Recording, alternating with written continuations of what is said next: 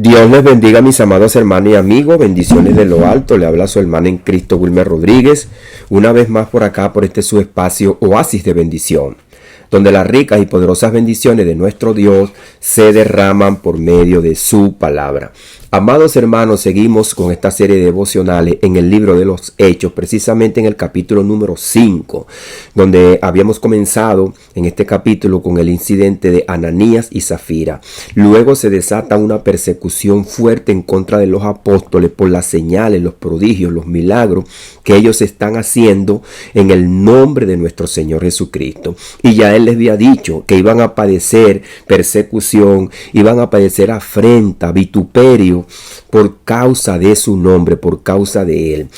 Esta es una enemistad que hay desde el huerto del Edén, cuando el Señor da la promesa del Salvador: y pondré enemistad entre ti y su simiente y la simiente suya. Entonces es una guerra espiritual. Ahora vamos a leer desde el verso 27 al 32 en este capítulo número 5 de los Hechos, para seguir así con este relato poderoso que nos da nuestro amado escritor Lucas, un hombre que estuvo con el apóstol Pablo en su ministerio, un hombre que se convirtió y nos deja esta joya de libro, un libro que nos da a nosotros el cimiento, las bases de cómo el evangelio se formó por medio de los apóstoles que Jesús llamó, y cómo se cumplió la palabra, no solamente en él, sino también a su nación, en su región, lo que estaba escrito, lo que los profetas habían anunciado, y las promesas poderosas que se le habían dado a su pueblo por medio de los padres, como Abraham,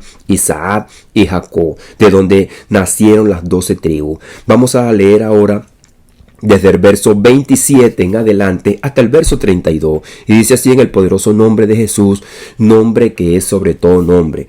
Cuando los trajeron, los presentaron en el concilio.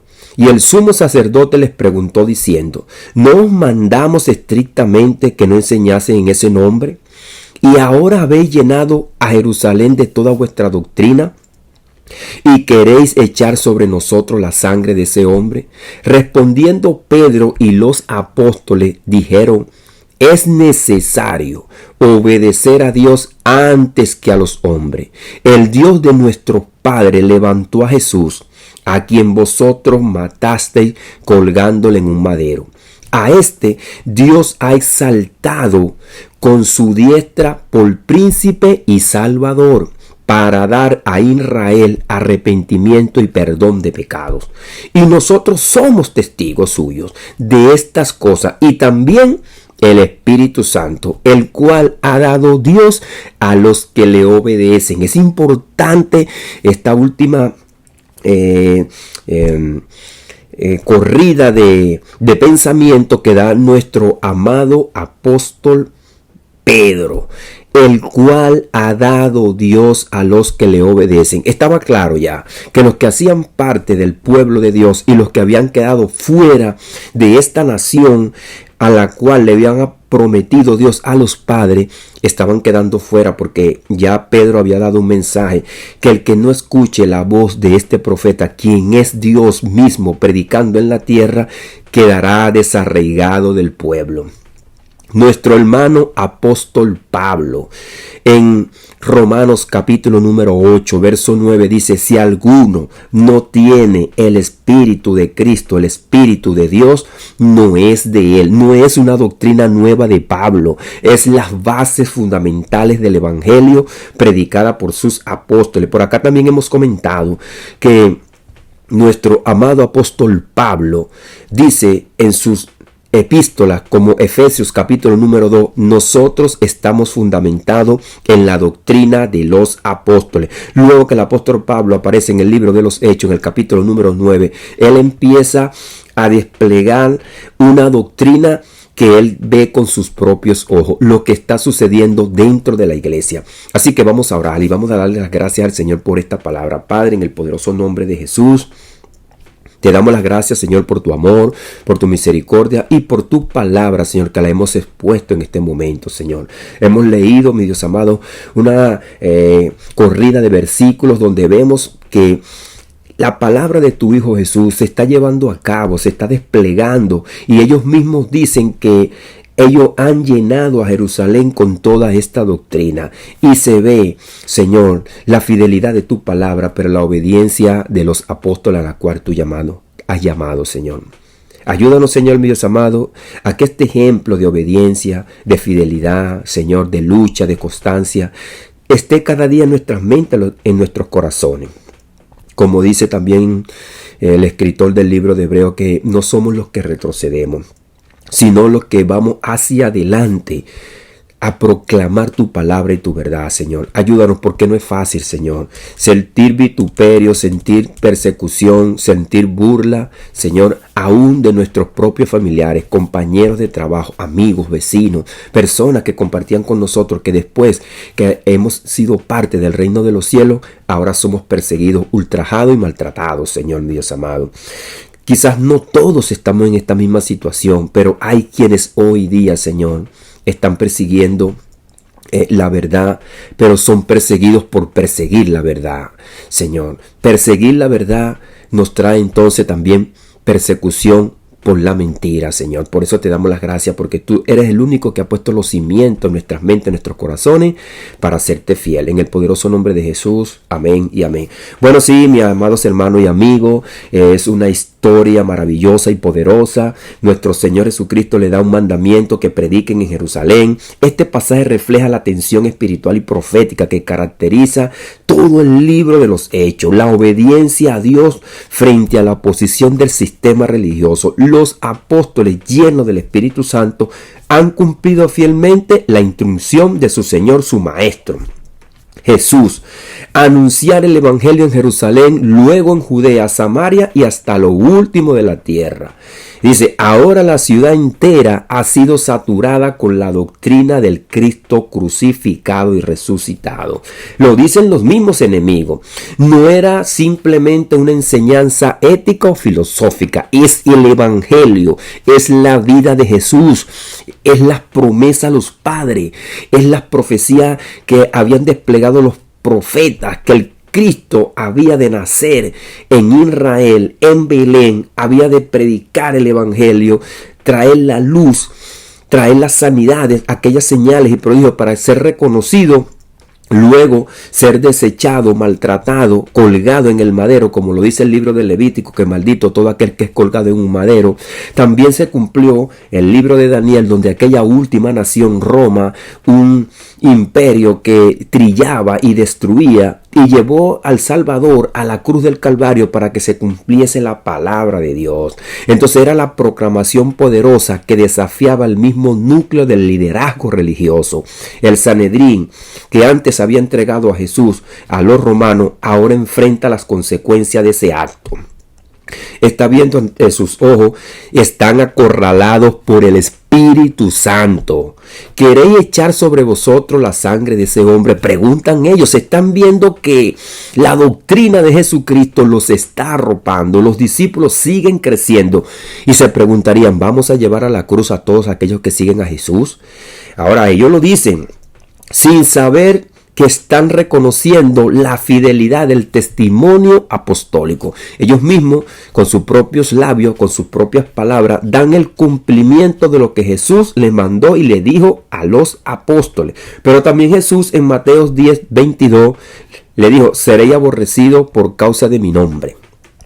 En medio de esta presión, Pedro y los apóstoles responden con firmeza. Lo que tenemos que hacer nosotros, amado hermano, amado amigo, si tú estás buscando de la palabra de Dios, mantente firme, ni un paso para atrás. Si no quieres dar un paso para adelante, pero has creído en la palabra, pero entonces mantente allí, que el Espíritu Santo te está hablando a través de este mensaje. Es necesario obedecer a Dios antes que a los hombres. Este principio no solo es una declaración puntual, sino el fundamento que guiará a la iglesia en medio de toda la persecución. En este texto también es algo que teológicamente nos conecta con la muerte y resurrección de Cristo, con el arrepentimiento de Israel, la exaltación del Mesías como príncipe salvador, un príncipe que había de venir. Es el Señor Jesucristo, es una doctrina doctrina teológica que viene de Dios conecta la muerte y resurrección de Cristo con el arrepentimiento de Israel, el perdón de los pecados. El arrepentimiento, el llamado al arrepentimiento es para el perdón de los pecados, la exaltación del Mesías como príncipe salvador y la participación activa del Espíritu Santo como testigo. Ellos lo dijeron, testificando también con nosotros el Espíritu Santo. Como dijo nuestro Señor Jesucristo, Él me glorificará, hablando acerca del Espíritu Santo. Cada palabra está cargada de doctrina, cumplimiento profético y aplicación directa. Como habíamos dicho también por acá, la aplicación de la palabra en nuestras vidas es a diario. Ahora, la fidelidad apostólica como cumplimiento del mandato de Jesús. Ahí está claro, este primer punto que vamos a ver, la fidelidad apostólica, pero también porque ellos tenían que cumplir el mandato que nuestro Señor Jesucristo le mandó. Dice, y queréis echar sobre vosotros la sangre de ese hombre. Jesús había instruido a sus discípulos que predicaran primeramente en Jerusalén, y me seréis testigo en Jerusalén, en toda Judea, Samaria y hasta lo último de la tierra. También le había dicho, todo aquel que me confesare delante de los hombres, yo también le confesaré delante de mi Padre y de sus santos ángeles. Mateos 10:18. Y aún ante gobernadores, reyes, seré llevado por causa de mí, para testimonio a ellos y a los gentiles. Entonces ellos estaban dando testimonio. Fíjese, Jesucristo también aquí incluye a los gentiles, que más adelante en el capítulo número 10 de Hechos vamos a ver cómo Pedro, que es el mismo que Dios le promete por medio de Jesucristo, tener las llaves del evangelio, tener las llaves del reino de los cielos, que es el evangelio que abre la puerta a los gentiles. La fidelidad de los apóstoles en cumplir estas palabras es evidente. Predican en Jerusalén frente a los líderes que mataron al Señor Jesús y no se retraen. La sangre de Jesús es predicada no para causar una venganza, sino como medio de salvación. Pero al mismo tiempo quien la rechaza será juzgado. Eso hay que entenderlo, porque ellos estaban predicando a Jesús el derramamiento de su sangre para perdón de pecado, pero aquel que lo rechazaba pues quedaba convicto, quedaba pues participante del juicio y la condenación por aquel acto horrible. Los injustos condenaron al justo, así que Dios iba a traer justicia y quedaban pues al veredicto de todo el pueblo, y también ellos mismos se estaban condenando con la palabra que salía de su boca, porque era el cumplimiento del maestro, sus palabras. Ahora, la obediencia a Dios por encima de toda autoridad humana. Es necesario obedecer a Dios antes que a los hombres. Así que no es una opción. No es una opción. La verdad es la verdad. Hechos 5:29 lo dice bien claro. Es necesario. Esta declaración es uno de los pilares del testimonio cristiano. No es rebeldía contra el sistema, sino fidelidad. No se está predicando ni predicaron ellos un sistema religioso, un sistema político. No predicaron la mejoría de los bienes sociales o un impuesto. Estaban predicando el nombre de Jesús. Los apóstoles no estaban promoviendo una insurrección política, sino una obediencia al mandato divino. Jesús ya había participado en realidad con ellos y le había dicho: no temáis a los que matan el cuerpo, mas el alma no pueden matar. Temed más bien a aquel que puede destruir el alma y el cuerpo en el infierno. Todos aquellos que rechazan a nuestro Señor Jesucristo, pues Dios le dará la paga en el infierno. Y hay que temerles a Dios. Dios es quien le está dando el mandato por medio de nuestro Señor Jesucristo. Y dice: bienaventurados sois cuando por mi causa os vituperen y os persigan. Mateo 5:11, un verso que hemos citado por acá anteriormente. La obediencia a Dios no es opcional. Cuando la autoridad humana contradice al mandato divino, el creyente debe de ser fiel, de permanecer firme. Así lo hicieron Daniel, los 3 jóvenes hebreos y ahora los apóstoles. Un recuento muy importante cuando los 3 jóvenes amigos de Daniel, Sadrach, Mesach y Abednego, fueron echados al foso de los leones. Ellos le dijeron: sepa pues, oh rey, que el Dios que nosotros le servimos nos puede librar de tu mano. Y si no nos libra igual no obedeceremos a tus órdenes, ni nos postraremos delante de tu imagen. Ellos fueron fieles, aún sabiendo y entendiendo que si Dios le permitía al rey que lo echara en el foso de los leones, era permiso que Dios le estaba dando.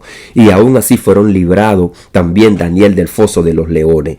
Daniel fue también echado en un foso de leones. Fue fiel a Dios. Y estos tres varones también, sus amigos, Sadrach, Mesach y Abednego, también fueron librados del horno de fuego. Y vio el rey que estaba dentro del horno uno semejante al Hijo del Hombre. Ahora, fíjense que es poderosa la palabra de Dios.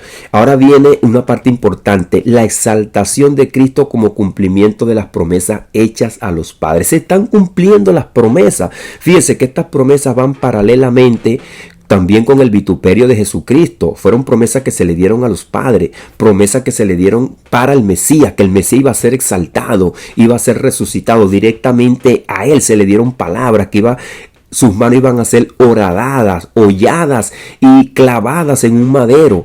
Iba a ser latigado, iba a ser despreciado, desfigurado. Iba a ir a una sepultura que no era de él, sino de unos amigos que salieron a la palestra que eran desconocidos porque no seguían a Jesús. Eran desconocidos del pueblo porque no eran de los apóstoles que seguían a Jesús. Mas sin embargo, Dios permitió que toda la palabra se cumpliese. También la promesa que se le dio a los padres, la participación de la familia de Dios dentro de la tierra. Ahora los discípulos son participantes de la familia de Dios hecha a los padres. Los padres ya también habían alcanzado esa promesa porque ya habían muerto. Dios dice, el Dios de nuestros padres levantó a Jesús.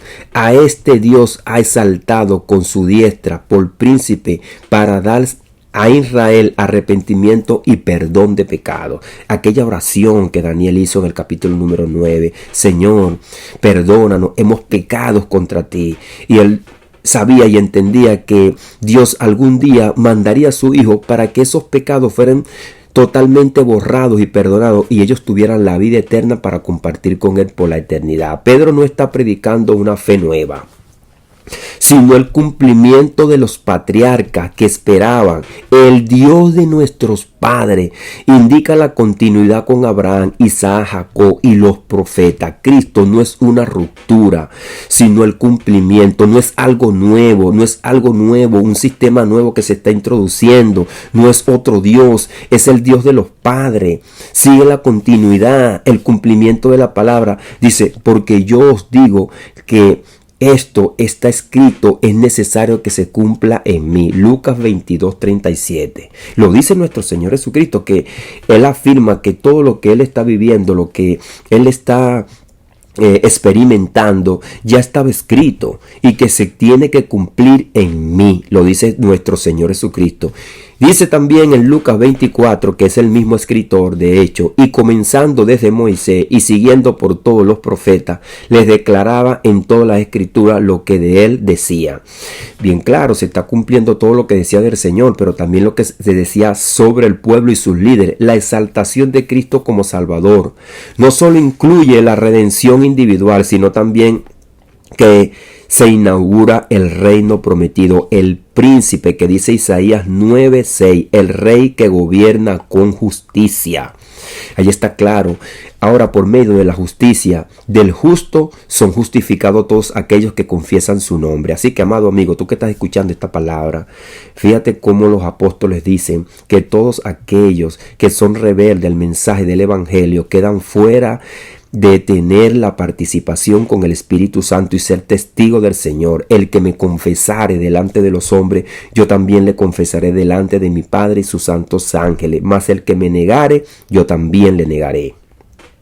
Este Rey de justicia es quien implanta la justicia y justifica al hombre. La justicia divina es una orden judicial que Dios da por medio del sacrificio que su Hijo hizo en la cruz del Calvario, no por nuestras obras. Dios nos declara justo, es por la obra del Mesías, para que nosotros ahora proclamemos esa verdad, proclamemos esa gracia. Y ahí donde nosotros vemos la gracia de Dios, que aún nosotros siendo pecadores, Cristo murió por nosotros, como dice nuestro amado apóstol Pablo en sus epístolas, como Romanos capítulo número 3 al Romanos capítulo número 5. Pablo despliega la gracia de Dios, que es por medio que encontramos en el decreto declarado justo sin ninguna obra de nosotros. Es por un decreto divino, pero que lo experimentamos en nuestro corazón cuando confesamos a nuestro Señor y Salvador Jesucristo. Y entonces vivimos la gracia. Ahora este príncipe, este Señor, es quien nosotros predicamos. El testimonio del Espíritu Santo a quienes le obedecen. Y nosotros somos testigos suyos de estas cosas. Y también el Espíritu Santo, el cual ha dado Dios a los que le obedecen. Hechos 5:32. Y habíamos dicho también que las promesas de Joel. Aquí se ve claro la teología de la nueva criatura. No todos los israelitas reciben el Espíritu, sino solo aquellos que obedecen al Señor Jesucristo. Dijo Pedro: arrepentíos y bautícese cada uno de vosotros en el nombre de Jesucristo y recibiréis el don del Espíritu Santo. Es por medio del arrepentimiento. Luego el Señor Jesucristo dice: el Espíritu de verdad, el cual el mundo no puede recibir, pero vosotros le conocéis porque mora con vosotros y estará con vosotros. El mundo no puede recibir este Espíritu hasta que se arrepientan. El mundo entero. El apóstol Juan ya se dio claro que no somos de este mundo, y se lo dijo a su propia nación, el cual el mundo no puede recibir. Este Juan, un israelita, mandándole el evangelio a los israelitas que ya están en este mundo, que son parte de este mundo, han desechado al Creador, han desechado al Señor y se mezclaron con el mundo. Pero Jesús le envía la palabra de arrepentimiento para que abran también su corazón y su mente. Así que judíos y gentiles están expuestos ante el evangelio, y este es el propósito que Dios tiene para con nosotros: el arrepentimiento, el llamado inmediato y contundente a arrepentirnos de nuestros pecados y de nuestras maldades, para que puedan venir de la presencia del Señor, dijo Pedro, tiempos de refrigerio. La recepción del Espíritu Santo es la evidencia de la obediencia y la fe verdadera. La iglesia no es un proyecto humano, sino una comunidad donde habita el Espíritu de Dios, testigos de la obra de Jesucristo. Ellos están testificando de lo que Jesucristo hizo en ellos y hizo en la nación, y hizo por todos los seres humanos del mundo. El testimonio apostólico ante el concilio fue valiente, claro, bíblico y lleno del Espíritu Santo. Los apóstoles no predicaron por emoción ni por ambición personal, sino por la obediencia a un mandato que se le había dado por el mismo Señor Jesucristo.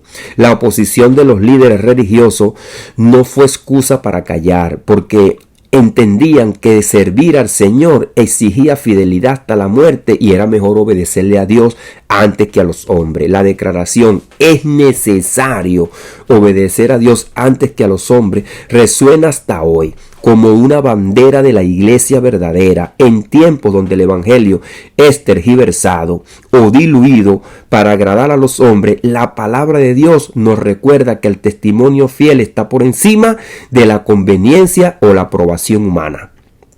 Amado hermano, si tú estás diluyendo el evangelio, lo estás tergiversando para agradar a los hombres, sepa pues que tú estás desobedeciendo, al mandato que dio nuestro Señor Jesucristo. No podemos diluir el evangelio, tenemos que llamar al arrepentimiento al pecador, al que está haciendo la maldad, a los que están en el mundo, oprimidos por el diablo.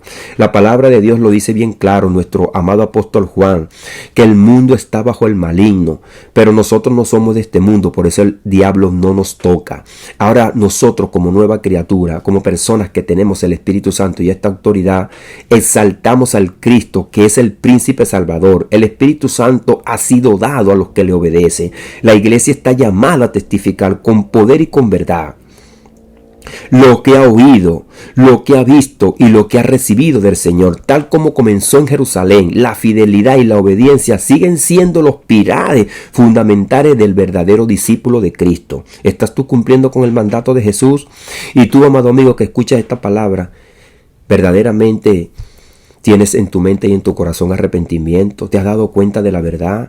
¿Te has dado cuenta que tú perteneces a este mundo? ¿Que el Espíritu Santo no habita en ti, que no eres nueva criatura? ¿Que Dios te dio un soplo de vida? ¿Que estás viviendo, estás comiendo, estás respirando? Y tienes vigor, tienes el potencial para disfrutar, para trabajar, porque Dios te lo dio. ¿Cómo puedes tú agradecerle?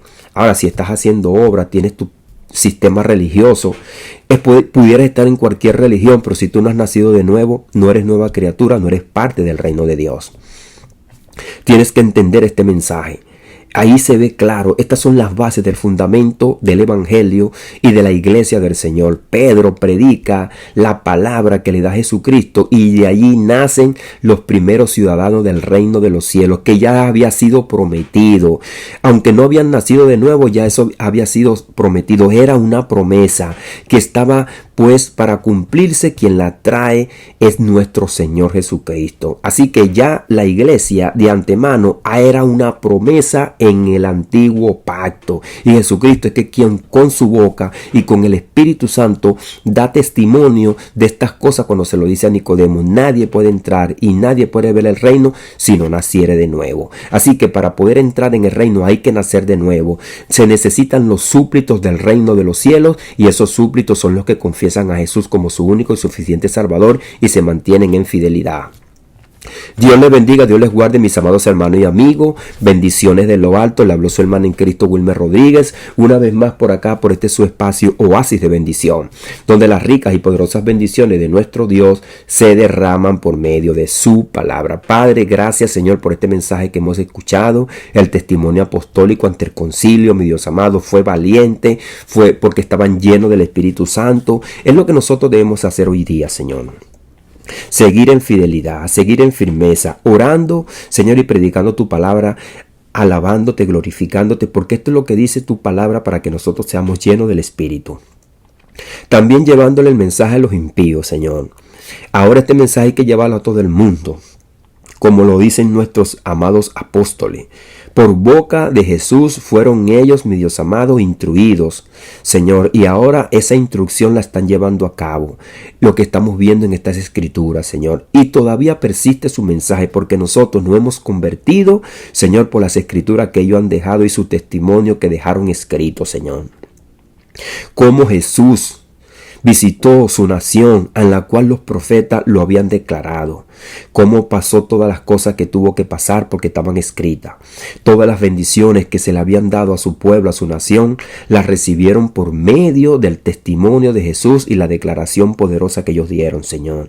Ahora nosotros también somos participantes de estas bendiciones, Señor, porque tú nos injertaste como olivo natural, Señor. Ahora somos, mi Dios amado, por tu palabra y por tu amor, como muertos en delitos y pecados, y como olivo silvestre fuimos injertados en el natural, Señor, para que ahora estemos sustentados por la raíz y seamos partícipes de la savia natural, y ahora seamos injertados en tu reino, Padre amado, a las promesas que tú diste a los padres, Señor, como dijo nuestro amado apóstol Pablo, para que la bendición de Abraham alcanzase a los gentiles, a los que no éramos de la nación de Israel, que ahora somos pertenecientes por tu linaje, Señor Jesús, porque ahora estamos injertados en la raíz, ciudadanos del reino de los cielos, una esperanza mejor, como también lo habíamos dicho, que los padres esperaban una patria celestial, porque este mundo está bajo juicio, como lo declara nuestro amado Pedro también, que este mundo está